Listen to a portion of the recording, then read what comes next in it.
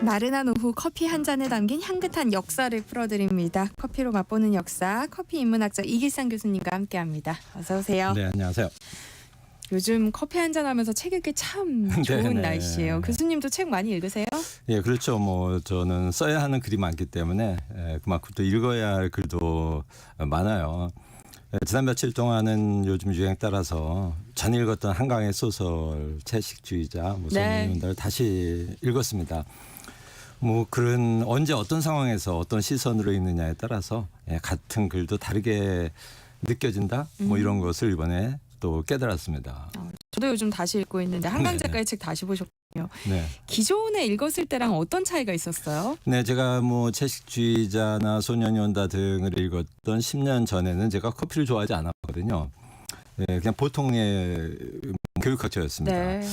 그래서 이 작품 속에 커피 마시는 장면에 관심이 전혀 없었는데 이번에 다시 읽으면서는 커피라는 단어가 나오면 눈이 커지는 걸 발견했습니다.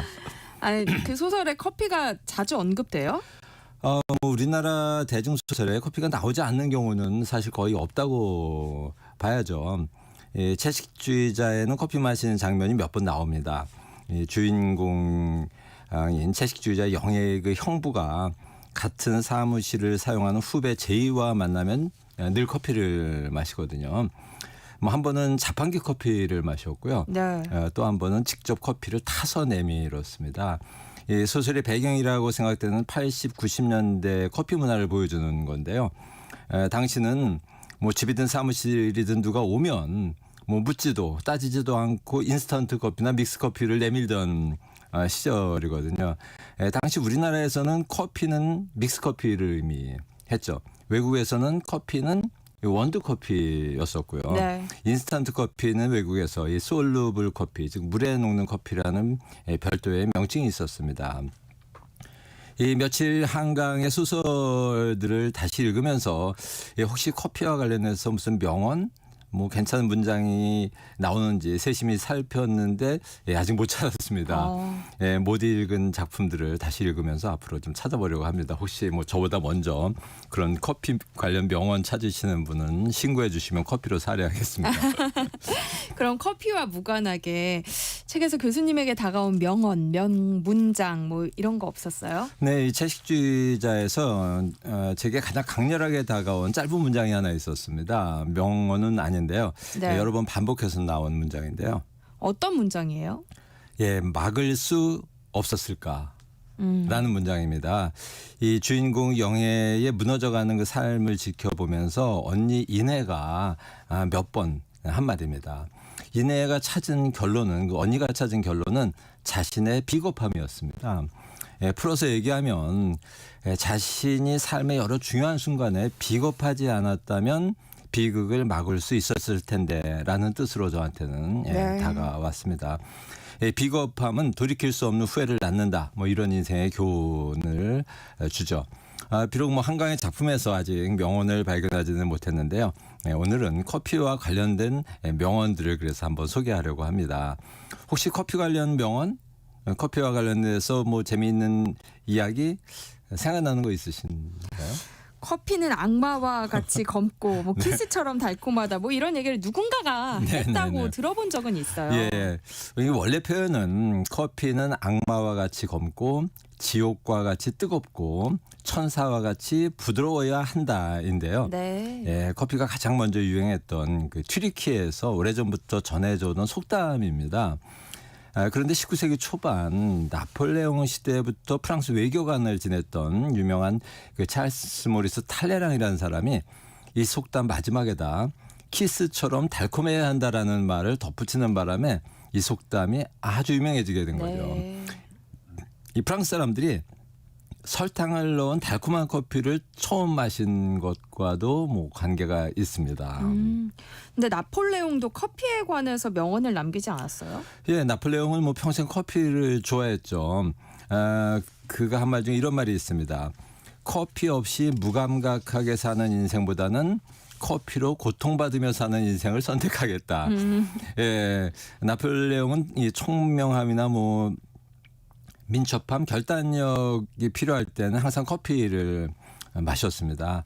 그런데 통치 후반에는 뭐 바빠서 커피를 많이 마시지 않았는지 총명함을 잃고 전쟁에서 패하는 신세가 되기도 했죠. 네. 커피에 관한 명언을 남긴 사람들은 당연히 다 커피를 좋아했던 사람이었겠죠. 뭐 그렇죠. 거의 그렇습니다. 유명한 사람 중에 이 법의 정신을 써서 알려진 그 18세기 프랑스의 대표적인 계몽사상가 몽테스키에는 이런 말을 남겼습니다. 커피는 많은 바보들이 일시적으로나마 현명한 행동을 하게 만든다. 네, 훗날 이 말을 듣고 커피를 마신 바보들이 일으킨 혁명이 바로 프랑스 혁명입니다. 미국인으로는 벤자민 프랭클린을 빼놓을 수 없습니다. 독립선언서를 써서 유명해진 프랭클린은 외교 협상을 위해 프랑스 파리에 머무는 2년 동안 거의 매일 카페 프로코프 전에 소개했던 오래된 이 카페에서 커피를 마신 것으로 유명한데요. 프랭클린은 이런 말을 남겼죠. 식탁 위의 수많은 사치품들 중에서 커피야말로 가장 귀중한 사치품이다. 뭐 커피를 거의 명품으로 묘사한 겁니다. 20세기 미국의 첫 대통령이며 또 커피 애호가였던 시어도 루즈벨트는 이 테네시주를 여행하던 중 맥스웰 하우스 호텔에서 제공하는 커피를 마신 후에 마지막 한 방울까지 맛있군. 뭐 good to the last drop이라는 말을 한 것으로 아주 또 유명하죠. 뭐 그가 한 말인지에 대해서는 논란이 있긴 하지만 지금도 이 맥스웰 하우스에서 나오는 모든 커피 제품에 들어가는 그 광고 문구로 쓰여지고 있습니다. 정치인들 말고 문화예술 분야에서 커피를 좋아했던 인물들도 많았을 것 같은데요. 네네. 그들이 남긴 명언은 없어요?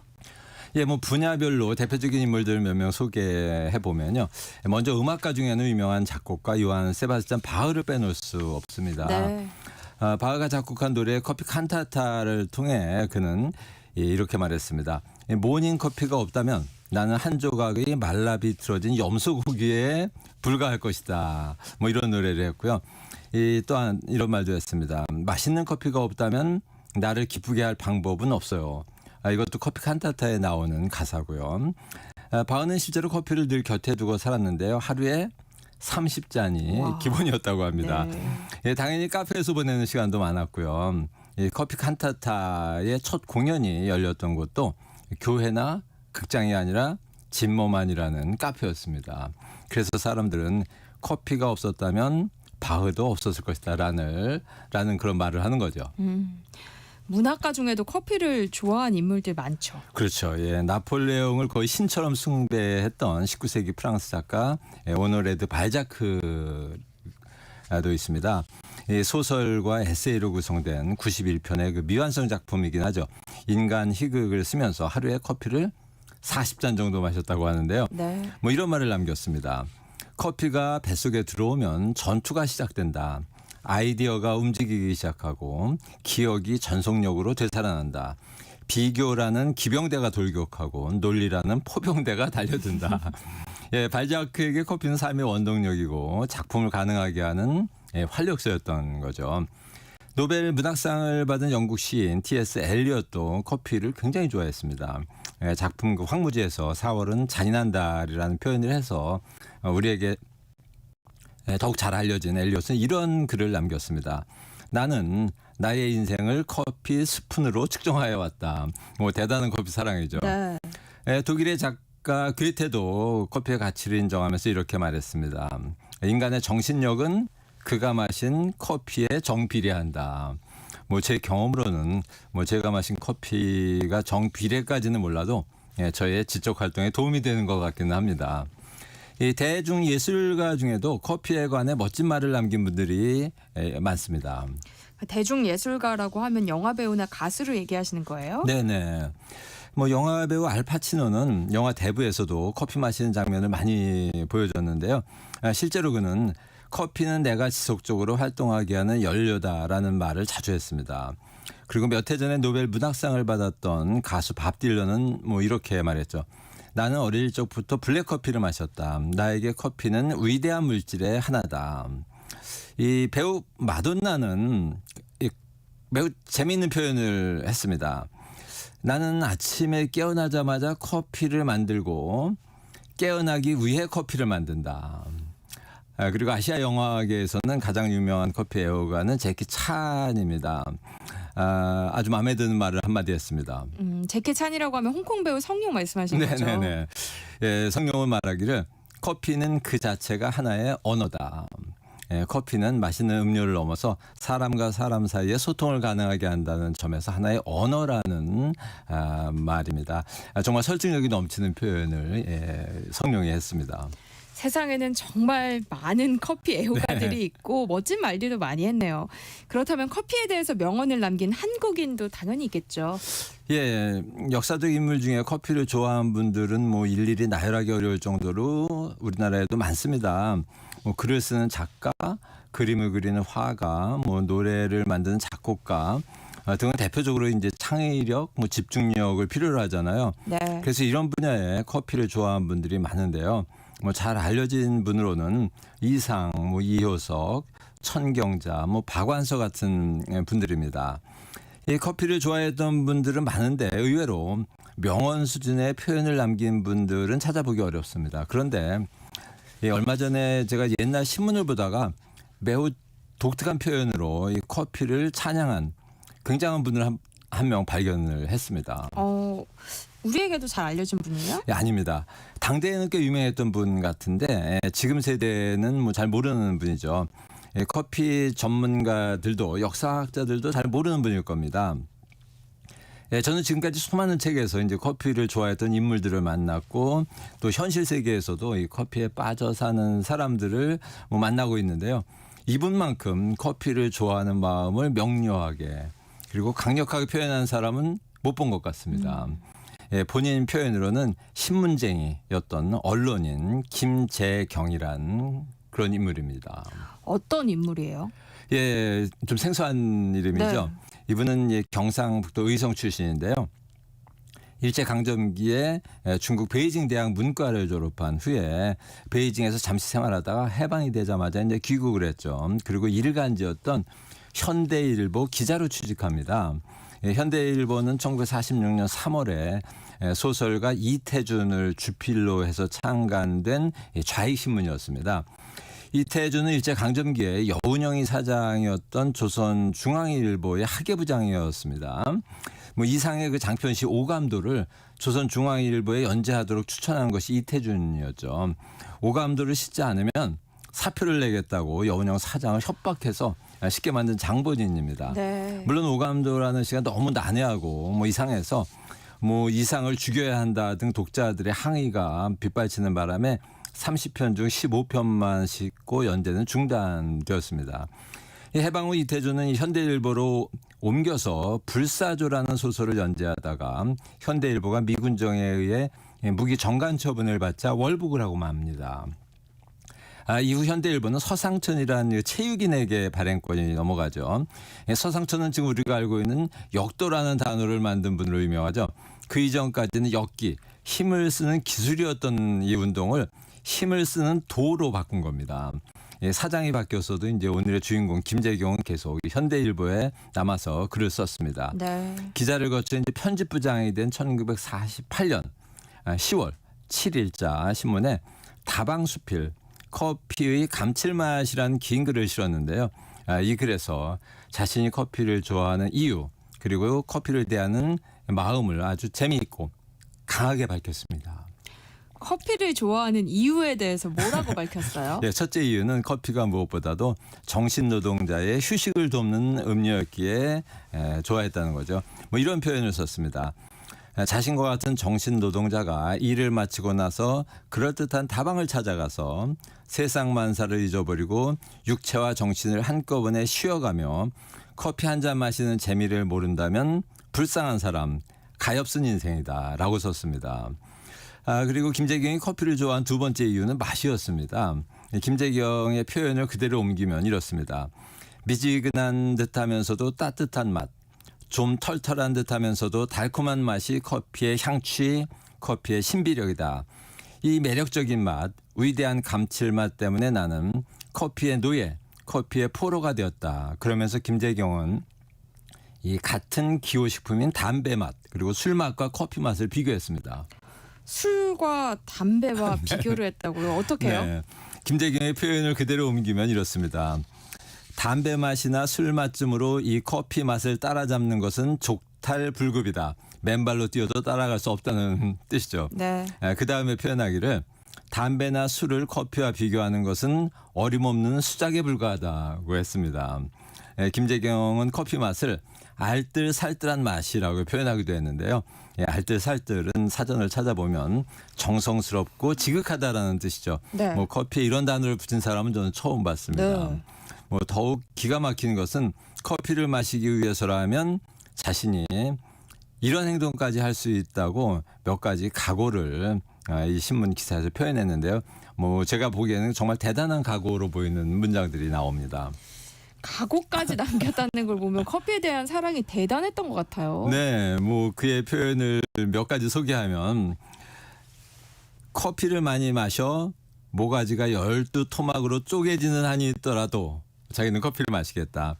여름에 입고 다니는 겨울 양복을 잡혀서라도 커피를 마시겠다. 단 한 벌밖에 없는 마누라 아내 치마를 몰래 훔쳐다 팔아서라도 커피를 마시겠다. 커피 한 잔값 50원을 매일 준비해둘 작정이다. 그러면서 자신의 커피 사랑이 좀 심하다는 것을 아는지 이런 얘기도 했습니다. 돌아가신 아버지 제사를 이렇게 정성껏 지냈다면 자신이 벌써 큰 효자로 이름이 났을 것이다. 또 이런 표현도 하죠. 젊은 시절에 여자 꽁무니를 무던히 쫓아다녔지만 이 커피 맛에 반하듯이 홀딱 반해보지는 못했다. 또 이런 말도 합니다. 나는 지금 커피와 연애를 하고 있다. 뭐 정말 대단한 커피 사랑입니다.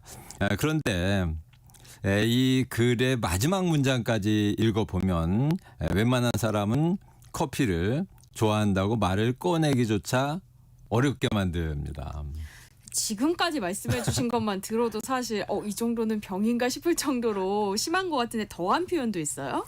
네, 근데 이 마지막 문장을 그대로 읽어드리죠. 네. 뭐 글을 좀 마무리하면서 김재경 선생은 감정이 좀 격해졌는지 뭐 약간의 욕설이 뭐 들어갑니다. 천놈이 천소리하고 백놈이 백소리를 해도 커피 맛은 좋더라. 만일에 커피를 나쁘다고 욕하는 놈이 있다면 나는 커피의 존재를 위하여 목숨을 내어 걸고 싸우리라. 고금의 충신들이 위국 진충하여 일사보국하듯이 풀었으면 즉 나라를 위하여 충성을 다하고 한 목숨 바쳐 나라에 보답하듯이라는 뜻입니다. 나는 일사보 커피차 일배하리라. 즉 한 목숨 바쳐 커피차 한 잔의 맛에 보답하리라. 뭐 이렇게 다방수필이라는 기사를 마무리했습니다. 뭐 이 글도 다방에서 썼습니다. 당시 종로 2가에 있던 용궁다방에서 커피 한 잔 앞에 놓고 써내려간 겁니다. 당시 신문에 등장하는 표현을 빌자면 김재경 선생은 커피 당을 넘어 거의 커피병 환자 수준이었던 것 같습니다. 앞에서도 소개했듯이 동서고금의 커피를 찬양한 유명인들이 많지만 김재경 선생 수준으로 커피에 대한 애정을 표현한 사람을 저는 보지는 못했습니다. 정말 대단하네요. 네. 근데 1948년 10월이면 지금으로부터 거의 뭐 80년 전이잖아요. 네네. 당시에는 돈만 내면 커피를 마실 수 있을 정도로 그렇게 좀 커피가 넘쳐났어요? 네, 뭐 지난 시간에도 소개했듯이 주한미군이 이 커피가 된 시레이션을 다량 배급한 곳도 있는데요. 정부 수립 직후에 미군이 갑자기 철수를 해요. 1948년에. 그래서 미군 부대를 통해 나오던 커피가 끊겼습니다. 그런데도 이제 시장에 커피가 넘쳤던 거는 바로 밀수입 때문입니다. 당시 경향신문이 밀수입 루트를 취재해서 보도했는데요. 국내에 유통되던 커피 중에는 일본에서 만든 게 많았다고 합니다. 네. 일본 커피가 홍콩을 거쳐 우리나라로 엄청 들어온 거죠. 일본 상표를 붙이면 안 팔리니까 홍콩에서 미국이나 영국 상표를 붙여서 몰래 들여와 팔았답니다. 이 커피가 들어온 또 다른 루트는 종교단체나 사회단체를 이용한 방법인데요. 당시 돈을 주고 들여오는 수입은 막혀 있었지만 선물은 가능했거든요. 그래서 사회단체나 종교단체가 외국으로부터 선물을 받는 것처럼 해서 들여다가 비싼 가격에 암시장에서 파는 수법으로 커피를 유통시키기도 했던 겁니다. 돈을 벌기 위해 나라의 자존심을 버리는 사람, 종교적 양심을 버리는 사람들이 적지 않던 시절입니다. 뭐 요즘과 크게 다르지 않습니다. 네, 커피로 맛보는 역사. 지금까지 커피 인문학자 이길상 교수님과 함께했습니다. 고맙습니다. 네, 감사합니다. 네, 세상의 모든 정보